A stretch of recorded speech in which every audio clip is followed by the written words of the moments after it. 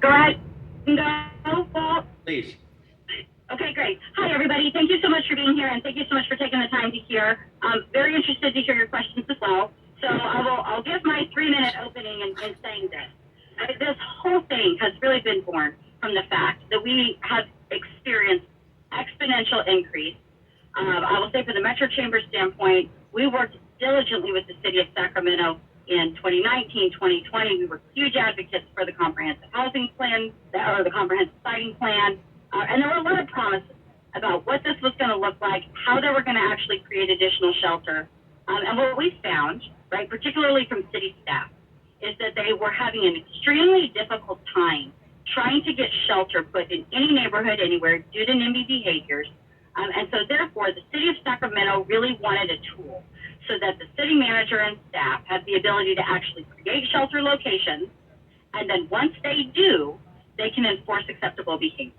So know that this has all been born in the original idea of, we've asked for shelter, we've asked for housing. I deeply feel with Mark and his folks that the demand for shelter and housing and permanent supportive housing is very real. However, we just did not see them act.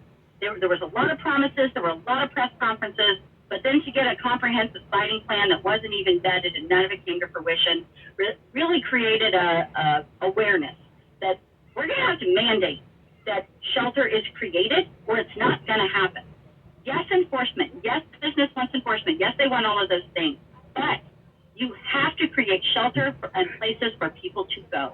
And we gave everybody the optional chance. They didn't do that. And so we felt strongly that that needs to be mandated. So at the crux of Measure O originally was 1,100 beds, right? And built in such a way that when those are at capacity, then the city would do another tranche of support. And when those are at capacity, the city can do another tranche of support. All the while holding the county completely responsible for their role on mental health, social service, and sheltering support. Unfortunately, we were not able to run a measure of both the county and the city. I wish to God we could. I wish this was at both. I think the county has abdicated their responsibilities in an egregious way. But it does not mean that the city of Sacramento cannot hold themselves accountable to creating shelter locations. And then when that has been done, then absolutely, right? There are places where it's okay to camp and there are places where it's not. And when you have places for people to go, that is the appropriate time that you can say not here but here. By consolidating those, we now have easier access for the county to be able to provide the mental health social service, and we are now actively negotiating that 4x2x2 agreement with the county to make them step up and do the job they have refused to do for the last 20 years. So while it is not perfect, it is certainly progress. Thank you, Amanda. Now I'd like to give Mark Merrin 3 minutes to do his opening statement in opposition to Measure O. Thank you, Walter, and thank you, Amanda. It's nice to meet you for the first time, I think. A lot of what you have to say is in agreement with my views. Obviously, there are too many homeless people out on their streets, and there are not adequate shelter beds available. But I don't think that this measure has anything to do with actually addressing the problem, and in fact, will complicate matters, will result in a huge waste of money, which I'll go into in a little more detail, and will not have anything to do with resolving the problem. So first of all, people should understand what Measure O is.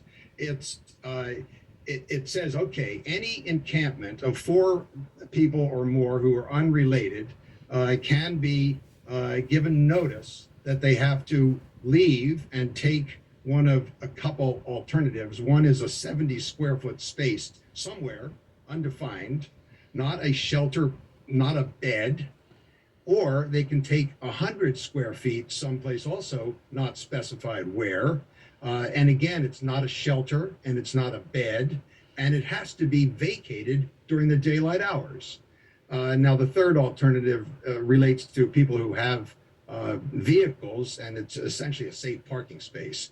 And it says that, okay, if people are given notice that they have to leave and they don't take one of these alternative spaces, then they can be arrested. They can be forcibly removed, and they can be prosecuted.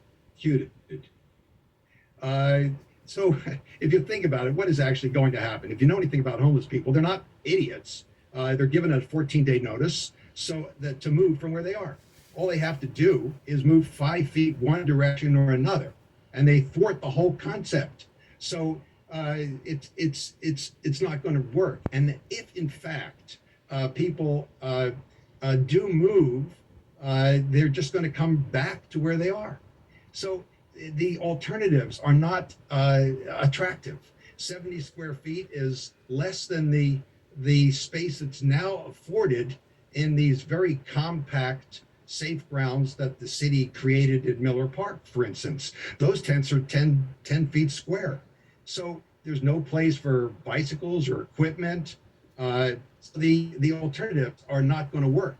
But what will happen is that money will be spent because, first of all, the ordinance will be attacked constitutionally. I know it's unconstitutional, and it doesn't comply with the laws that are now in force. And that's not just Martin versus Boise, but it's Johnson versus which Grants Pass, which just came down from the Ninth Circuit today, essentially validating, corroborating Martin versus Boise. And Martin versus Boise very simply said that you can't enforce anti-camping ordinances, anti-sleeping ordinances, anti-park exclusion ordinances, unless you can provide to homeless people a shelter bed.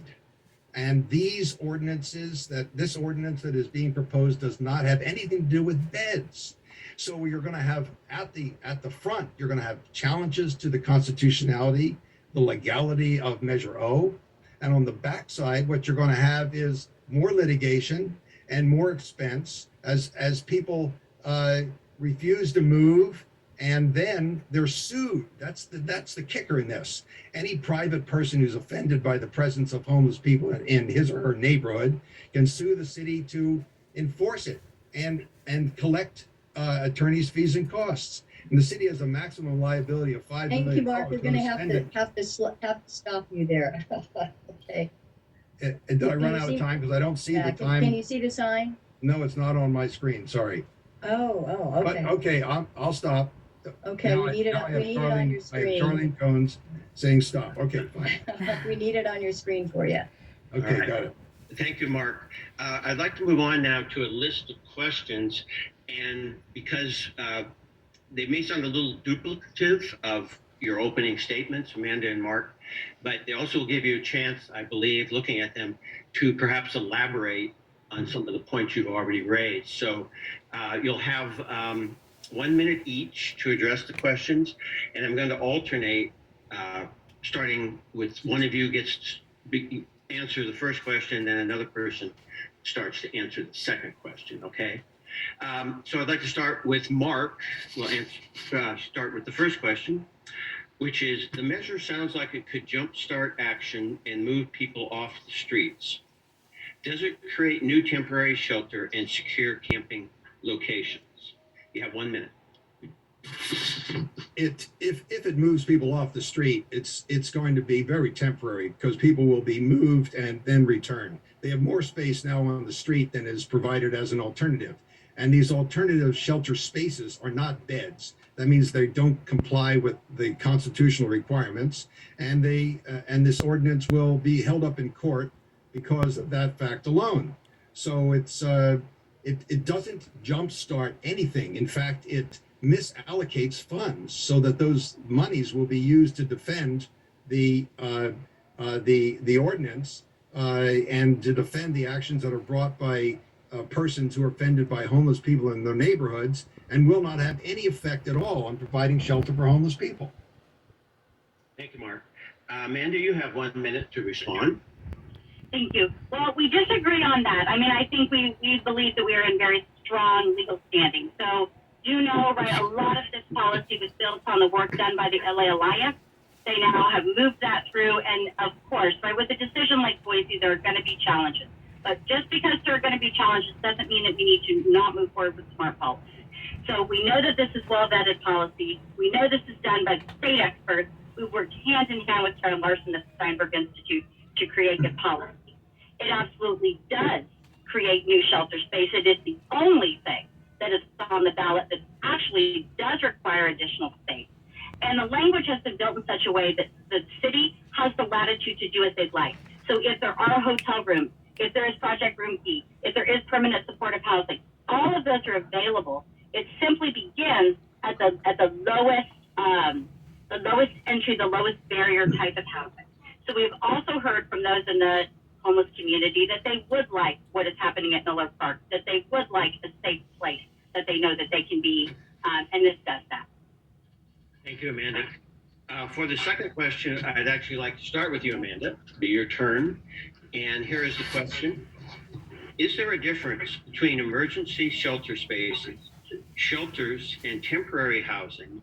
And does Measure O require the city to provide any or all of these, and by when? It's a great question. So again, the way that this was written very specifically is it is not right to begin enforcing if you do not have a place for people to go. So we wanted to give the city every tool in their toolkit to create whatever kinds of housing, whatever kinds of shelter, whatever kind of emergency space that you can afford and do. It is ridiculous that your city would tell you that they can't afford anything. Now, they may not be able to afford $1 million CalPERS building, and they may not be able to do that, but they certainly can designate safe space, and they certainly can provide services to people that need it when they do. Additionally, right, we will actively and continue to actively fight for dollars for permanent supportive housing. I mean, this is a housing crisis. The housing crisis in the state, the housing crisis around. So just because you're going to do this does not mean you're not going to do this. These are parallel paths, and we will push for emergency space so that we don't have large encampments outside of school sites, right? Outside of where children are walking to school, that's appropriate. It's not an appropriate place to be. We'll find you an appropriate place, but it does not mean that we will stop on every other housing type that we can find. Thank you, Amanda. Mark, you have 1 minute for your response.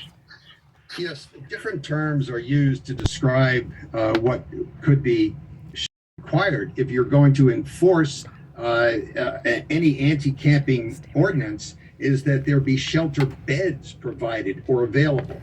That's what shelter means. That's what our local court has said in Warren versus Chico, and it's what the law is. And we don't have those beds provided anywhere. And what Ms. Blackwell says is that, well, the city could do what it wants. Well, that's not true. The city can't just do what it wants. What it needs is private businesses and developers to actually build low-income housing. And instead, what they've done is to remove the requirement that 15% of the housing that's approved be for low-income people or affordable, and that's just not the case. We do need a strategy for housing, and this measure will not accomplish that. We need people who are really dedicated to figuring out how to solve the problem and putting their efforts to doing that, and it may mean reallocation of resources. Thank you. Thank you, Mark. For the next question, Mark, you get to respond first. What would this measure cost the city's taxpayers if it passes?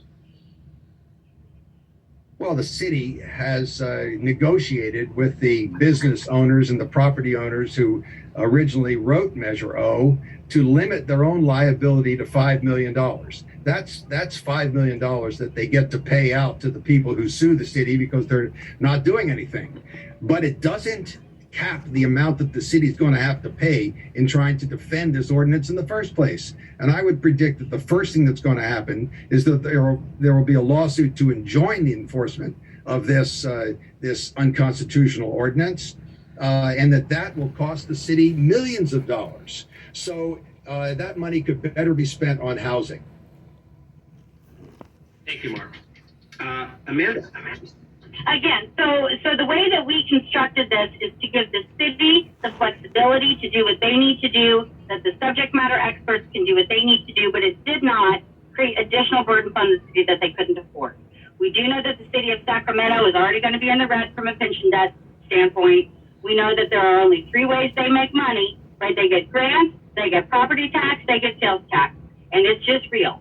So when we sat down with our city manager and crafted smart policy, we said, Howard, what can this budget bear, and what is the gap? Because we deeply understand this is not a solution for everything. It's certainly not. This is an emergency triage response so that we can just stabilize folks in mandated shelter that the city has to create. We know it is the first step in many, many, many steps. But we also have to quantify the gap because we will be the first to fight for infrastructure dollars from the state, from the federal government. They have more money than you ever seen in your life right now, if we can just get together. And I hope that when we get through this bout, Mark and I, we can join hands and go fight for that money because housing can only be underwritten when the dollars and cents make sense. And we have a housing crisis across the line. So again, short-term solution, triage solution, long game, and we're going to be in that fight for the long term. Thank you, Amanda. This next question may actually, Amanda, give you a chance to even elaborate more. The question is, and you get to start first, this measure commits the city to funding obligations, but limits spending to $5 million. How can you fund everything in this measure? So it's a great question. So I want to clarify. It doesn't limit their spending. They spend as much as they want, right? General fund money. We raise $49 million a year in additional Measure U money. So it doesn't limit their spending, but it caps how much at minimum that we would require. So no, right? That was really that thinking, in that no one's trying to create that policy that's going to bankrupt your city. We're trying to create policy that you can actually implement, that you can implement in a fiscally responsible way. So again, there are no limitations. I also want to say you're not limited to 600 spaces. You're not limited to 2,000 spaces. If the city and the county, for Christ's sakes, can get their act together and work as the partners that they're supposed to, I hope that we have thousands of available spaces, and we will continue to work with our healthcare partners to get a mental health facility done. Because the fact that the state, we can go on for, I know Mark and I will agree with this. The fact that the state of California cut all of your mental health facilities, gave you a chunk of money, but yet reproduced nothing else.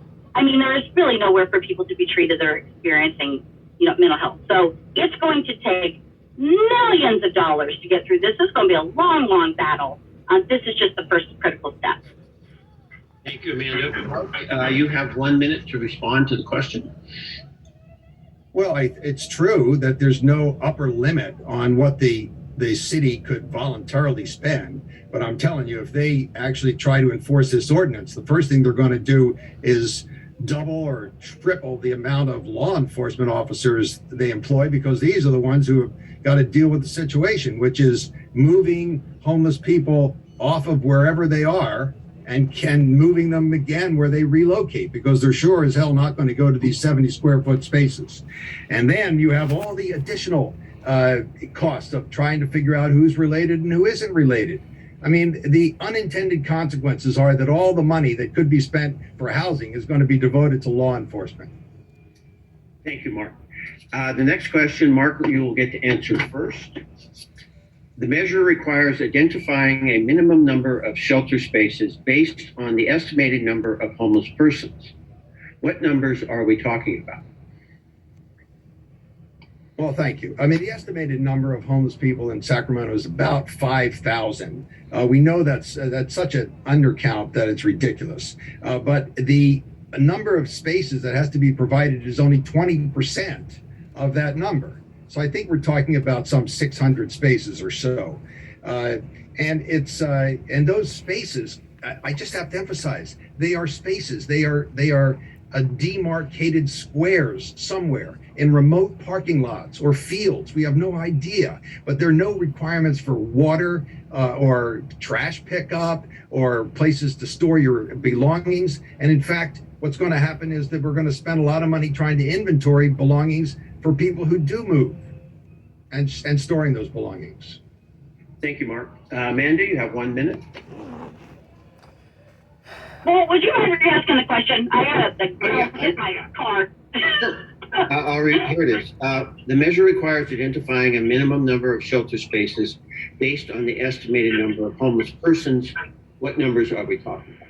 Great. So, yes. So the logic in all of this is based on the pit count. And I 100% agree with Mark. It is a drastic undercount. But it is a data set that our community commits to and continues to do annually or biannually. So it gave us the opportunity to base policy in some kind of real data that we all can see, that we all have transparency into with that step forward. The way that this policy was written is that you have to create space or 20% of the 60%. So I won't wonk out on it, but really done in a tranched way. So you are identifying in an area, you are creating, say you have your 600 spots, you now have your 600 spots, you can start going in and trying to relocate people and trying to connect them to services. So it's done in a chunk, right? And then once those beds are full and there's still a demand, if there is, if people don't want to take it, they don't have to, they're not taking it. But if they do, then we continue the next tranche and we continue the next tranche. So I understand the concern about we don't have specificity about the sites, but actually that's a huge opportunity that these sites could be everything that we hope, with water, with services, with social service there. That is a possibility as well. All of those things are an option. This measure just gives you a foundation from which to build. Thank you, Amanda. You get to start with the next question. Amanda, how does Measure O comply with requirements of the federal case Martin v. Boise when currently all shelters are full?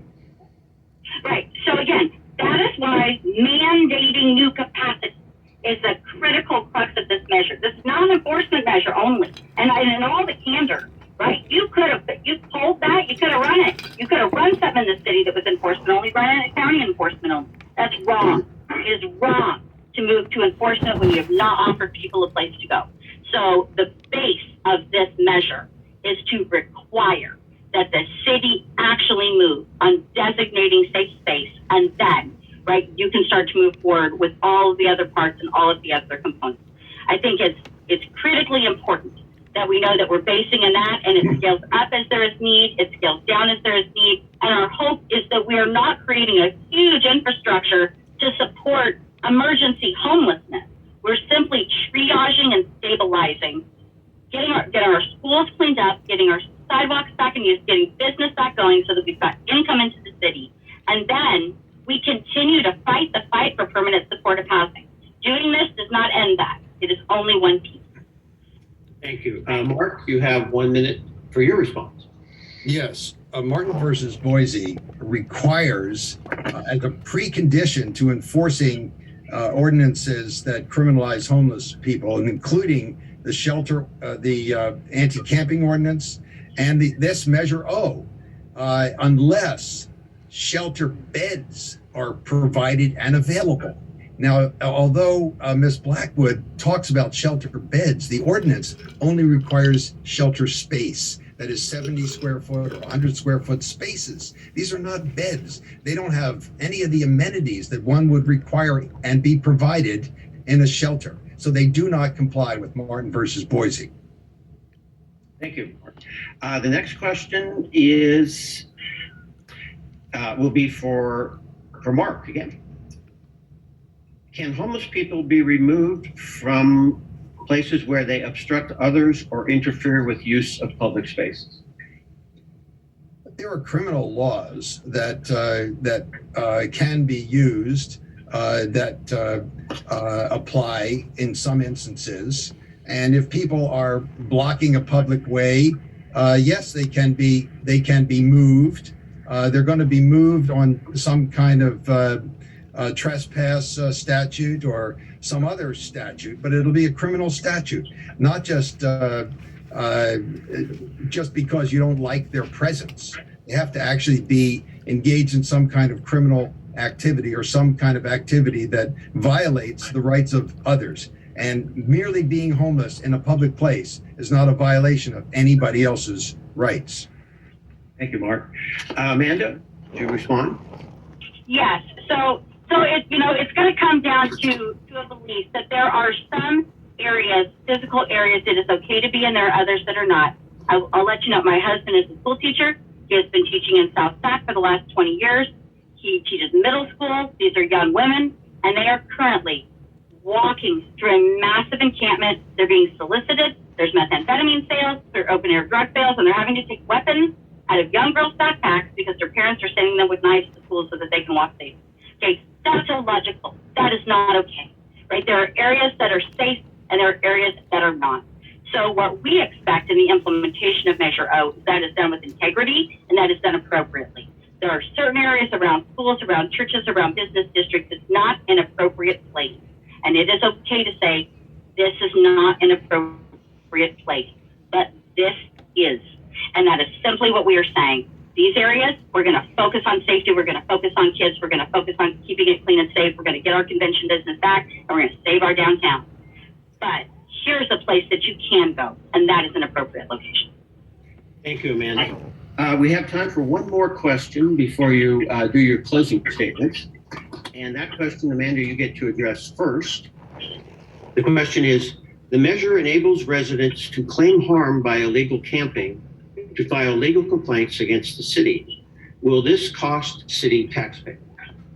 So hypothetically, yes, but here's the place we're coming from, and this is real life. This is talking with city staff and council. There should never be an instance in which that kind of lawsuit has to go the distance, right? This is simply the exact same thing that the city does to a private property owner. If you know, right, Union Pacific, one of our clients, if there is blight on a Union Pacific property, if there is an encampment that causes issues on a Union Pacific property, they are fined by the city to have to do something about that. This is the exact same concept. City, if you won't do your job, if you won't step in when we need you to, people got to have some kind of recourse. Throwing your hands up in the air, having a 67% increase, having crime skyrocketing, having your city be dirty and throwing your hands up and going, oh, there's nothing we can do about it, it's not acceptable. So if we need to create some stick for the city to do what they need to do that is the exact same policy that they currently impose on the private business sector, we felt that that was fair, appropriate, and is holding them accountable to the exact same standards that the business community is held accountable to.